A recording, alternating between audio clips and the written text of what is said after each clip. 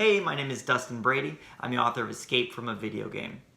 My favorite video game to play growing up was the first video game I ever got. I got it for my 6th birthday. I was so excited. It was Super Mario Bros. 3 for the original Nintendo Entertainment System.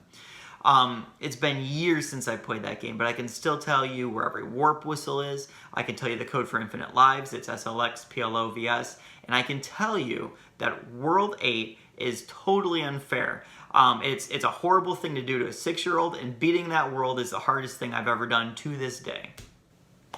Alright, so I don't want to spoil any of the surprises in the book because there's a ton of surprises. I'm excited for readers to check them out. But I will tell you the inspiration behind one of those surprises that I'm really proud of. So it's based on a real-life video game that came out about 20 years ago. It's based on a villain named Psycho Mantis, which is totally a video game bad guy name.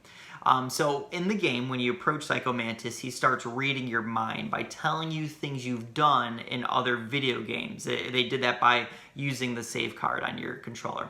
And then he asks you to put down your controller, and the controller starts shaking and moving around on the table on its own. Finally, when you start trying to defeat him, you find out that there's no way to beat him because he can read your mind and he anticipates every move you make. The only way in the game to actually defeat him is by unplugging your controller and plugging it into the next port. Now, obviously, I can't do all that stuff. I don't have that technology to make the book move around, for example. It'd probably freak people out anyways. But I was able to do some cool things in there. There's a little mind reading part. And the way to defeat this bad guy in the book is very unexpected. I'm excited for people to check that out. So my favorite types of heroes are the ones who become heroes unexpectedly and who are terrible at being heroes. Because I feel like those are the most relatable kind of heroes. I'll give you an example. My favorite superhero growing up was Spider-Man. Not because I liked his superpowers, not because I thought he had a sweet suit, but because I could picture myself being Spider-Man.